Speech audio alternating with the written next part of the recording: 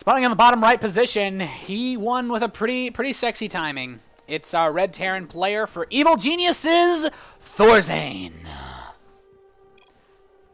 And in the top left position, as our blue Protoss player couldn't handle the heat, those Hellbats, it is Verdi. Now, the real question remains, is ThorZaIN going to do anything different? That build just works so well. I've never actually seen that before. I'm very curious to see how it's going to pan out in this particular map, but we will have to see, guys. I'm just trying to think about that last game. That was so...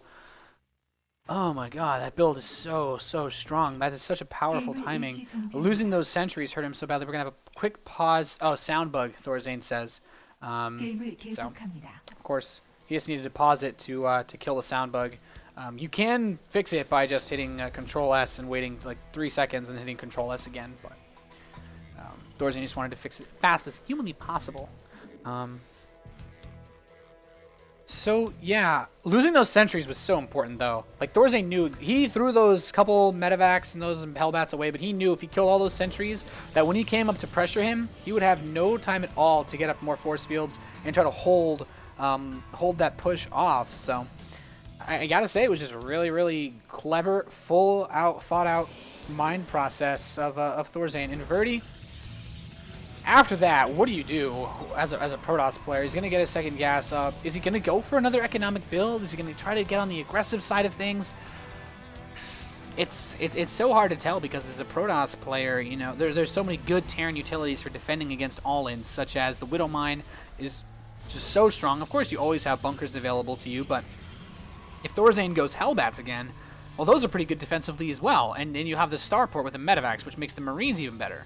But ThorZaIN is now going to go scout out with this SCV. He's got his expansion going, and no gas at all just yet. So it's going to be a gasless expand. This is not popular at all anymore in Terran versus Protoss. We almost never see this style of opener. But ThorZaIN willing to just play it off. Maybe he's got an interesting follow-up planned that will make this a strong build. Possibly just expecting that Verdi will be economic. And the SCV comes in to Verdi's base, sees, okay, you got a Zealot. So not super worried about this. If you open double Stalker, maybe a bit differently, but we do now have a Stalker on the way. He's chrono boosting out his probes, trying to saturate these gas geysers. And ThorZaIN, he's going to add on a second barracks. ThorZaIN's kind of known as one of those guys that will actually just go 2 racks into double gas and go for a very fast stim medevac timing. And basically, he just cuts one of his barracks. He cuts out a couple of units of worth of production in order to be able to just get a faster stim timing. So with good micro and control, you know, sacrificing a couple of units for faster tech can oftentimes really pay off in big dividends. But to see Momokor coming in for Verdi. He has the expansion nexus on the way, just started, and the Zealot is going to be taking out these unbuildable bricks. And yeah, Marines, he's going to take out his own bricks, man. Nobody likes bricks in this game, it seems, but we do have the reactor now for ThorZaIN. He should be getting his tech lab as soon as this Marine is done. Possibly an engineering bay, but not as big of a deal. With this build, the timing is so sharp that typically we will see Terran players get their factories before the engineering bays. And you actually, if you start your factory and then almost immediately start stim afterwards, you still have stim when your medevacs come out. So he can actually just get the fastest medevacs possible if he really wants to. But it does look like he's going to start stim first. He's getting his engineering bay as well. So not a bad decision at all. Of course, it's a possibility that there was something like Oracles on the field or perhaps Dark Templar play. He doesn't have to worry about it. He's going to make 1 Reaper, though. I wonder if this is intentional. He has most scouting information that he needs. He might just make it to run up there and try to see this. We do have 2 more gateways coming in with this robotics facility, but this is a very standard follow-up for Verdi. He's not doing anything weird or tricky at all. So, yeah, just kind of dropping the mules, and Observer is coming out for Verdi. He's going to be able to scout with this, and ThorZaIN's placing his supply depots around the edge of his base. And what this is basically going to do is allow him to see anything coming near the edges of his base. So he can kind of be able to more easily spot observers that are coming towards him, or warp prisms for that matter. And this Marine, he's still checking around. ThorZaIN so diligently in every game I've seen him play in this tournament has made sure to check for proxies everywhere. And it just kind of shows his style of play. He is a You know, he will go for the throat and just kill you if he can. But he's also very methodical. He pays attention to the little things, the little details that can help secure victory. And this hallucinated Phoenix is going to come in for Verdi, see basically everything that ThorZaIN's up to. He's going to say, okay, so the Reaper, though, gets into the main base. He will see everything as well. He knows, okay, we got a robotics facility, double gas, nothing really crazy. Your first forge is building, no fast robotics bay or anything like that. So he knows he's not going to have to worry about fast Colossus, at least. And he keeps the Reaper away. 6 hit points. Not bad. Keeping that thing alive it's so nice. It's faster than any Protoss unit on the ground. So as long as he manages to keep it alive, it's going to be really, really nice to have in terms of being able to scout everything out as the game goes on. But another hallucinated Phoenix coming out for Verdi. He wants to know, is ThorZaIN going to do that build again? Am I going to have to deal with this all series long? And, well, ThorZaIN's going to double medevac production. Now, his first 2 medevacs are going to be out at 9 minutes. He can move his bio out before the medevacs come out and just use the boost to catch up to the bio. Since his stim is now done as well. But we're going to have to see. He started combat shield, so he might want to wait to push with both of those upgrades, especially because his +1 is coming in soon as well. With the factory crossing the field, there we go. ThorZaIN's going to begin to head across the map. The Phoenix will be able to see these. No, oh, he barely misses seeing the medevacs come out, but ThorZaIN can, of course, boost these to make them catch up with his army faster as he gets closer and closer to his opponent's base. Gonna build throw on a 3rd command center. He does have a 3rd barracks, so he already has a really nice production setup. And with this 3rd command center, he's gonna be able to go and just get a lot more economy. The first thing he, of course, should do is check to make sure Verdi has not done anything like take a fast 3rd base, but his Reaper was able to really tell him everything he needed to know in that regard. But now he is stepping forward towards Verdi's natural. He does have the mothership core, I believe, with enough energy for photon overcharge. Yeah, he's got enough energy for 2 photon overcharges. And we also have Templar on the field. So Storm is now being researched. Charge is actually right about to finish. This is going to be really, really difficult for ThorZaIN to deal with. Yeah, he's just going to have to stim and run away. He cannot afford to run into this. He would get absolutely wrecked by this many charge lots this early on in the game with the Guardian Shield support. So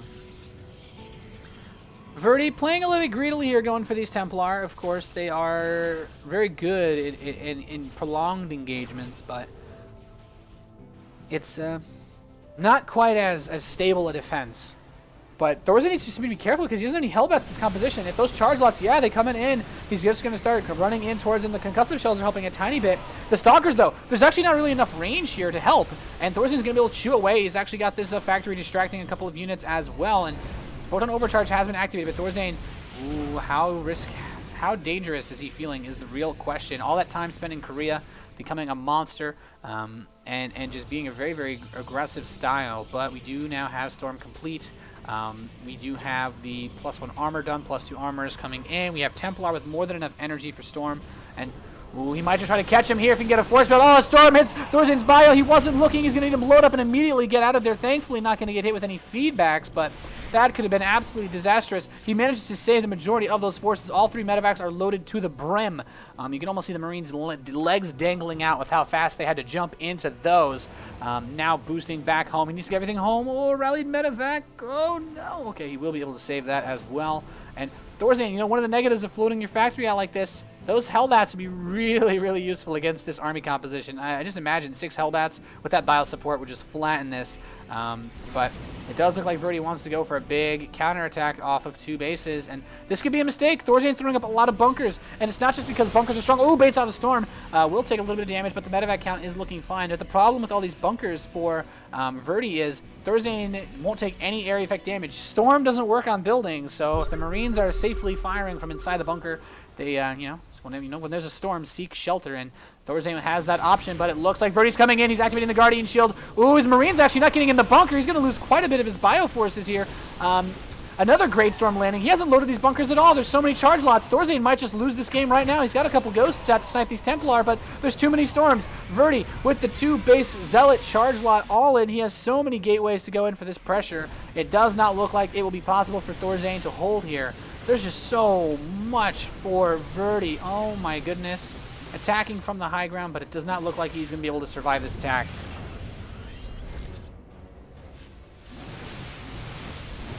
Pushing into the main base now. He has the Ghost, throws an EMP onto these forces, but ThorZaIN not going to be able to stave this attack off. Just too many gateways for Verdi going for this. Very, very nice. 2-base timing attack. And you know the problem, ThorZaIN got a little bit brave here, and it definitely ended up costing him quite significantly. He still has 3 orbital commands, but with the additional reinforcements constantly streaming in for Verdi, ThorZaIN is going to be stuck on 1 base for quite a while. These supply depots getting chewed apart, and ThorZaIN does have a somewhat decent supply because he saved the SCVs. He still has the 2-base saturation available, but the problem is he's not on 2 bases.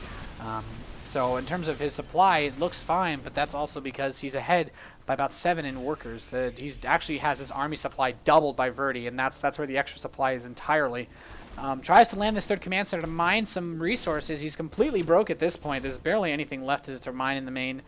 So many of these SCVs are just kind of like sitting here waiting like they're at some sort of job fair, and they can't get an opportunity to get at the cookies or whatever. But now he's going to be poking away at these zealots, and ThorZaIN, he's going to try to build up enough forces to stop this, but he doesn't have enough mining to really make that happen.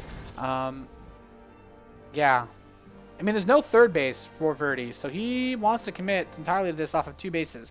And his main's running dry as well, but the problem is he's mining a natural. And ThorZaIN, well, he's not. He's going to try to move this command center down again, but this is going to be so... As soon as he steps on that ramp, he's pretty much just going to have to take an engagement, and he can't afford to take an engagement. But, I mean, he's got the ghosts. If he can get snipes off on these Templar, he could make a miracle happen. ThorZaIN, one of his favorite units are the ghosts. He's moving it. Ooh, so risky. Templar's trying to go out and bait a storm. Ooh, gets a nice feedback. That Templar gets sniped, but it has no energy. He really needs to just get the EMPs all over this army. That's really the most important thing here. I don't know what else to say. This is such a scary position. More charge lots are being brought in. Hellbats would be invaluable here in dealing with this kind of attack. But ThorZaIN, oh, here he comes. Drops the storm on the ghosts. He's not able to get too much down there. Does pick snipe off a Templar, but there's so many zealots. There are 50 zealots here for Verdi. An absolute madness. Dropping the storms left and right. He's in a good position to get EMPs off. He does clip the majority of the Templar. There's only 1 storm remaining in this fight, but 1 storm can completely secure this victory for Verdi. ThorZaIN, though, he's not giving up. He's really hanging in there quite well. It's pretty impressive, considering that Verdi is still only on 2 bases. His main is mining out, so just like ThorZaIN's is as well. I mean, if he can somehow kill all 52 of these zealots, he definitely has a chance, but it's going to be very hard. Hellbats, oh my goodness. My kingdom for a Hellbat, I feel like ThorZaIN would say at this point. But here Verdi comes once again. Can he finally knock him out? He's got +3 armor. ThorZaIN is at 2-2. He's trying to take this engagement. He needs to get into a bit of a better choke point, though. He's moving into the ramp, and this is where the zealots kind of suck. Trying to push in here, and ThorZaIN's getting a cost-effective engagement, but I just don't know with the Archon support if he can actually hold all of this off. He's throwing the EMPs down. The first Colossus has finally arrived to say, okay, man, this game's over. Please leave. You killed me pretty hard in the first game, but the supply is so close. Is ThorZaIN? Oh, it's so hard to tell, but it just doesn't look like he's going to be able to muster up enough to kill this. The Colossus added too much damage. GG! And Verdi will be able to take game number 2 in this best-of-3 series. So we're tied 1-1 now between ThorZaIN and Verdi. And, you know, the 10-gate Zealot Archon all in. Well, I guess it's just Zealot Storm. 52 Zealots. That's... Man. Man, Hellbats. Ooh. I shudder to think what would have happened if he had a couple of Hellbats there. But that's kind of the, the risk of flowing out the factory. He wanted to go for a very fast, powerful stim timing, and he cut units because of that. But when you cut units and go fast stim, and you can't punish a player that's going fast storm and goes into mass charge lot, gonna have a bad time. We'll have to see if ThorZaIN can swing things back in the final game, or will Verdi be able to complete his comeback and win 2 maps in a row. Stay tuned, guys. You're watching the DreamHack Stockholm Open 2013. I'm your caster, Nathanias, and we're about to get into this next lobby.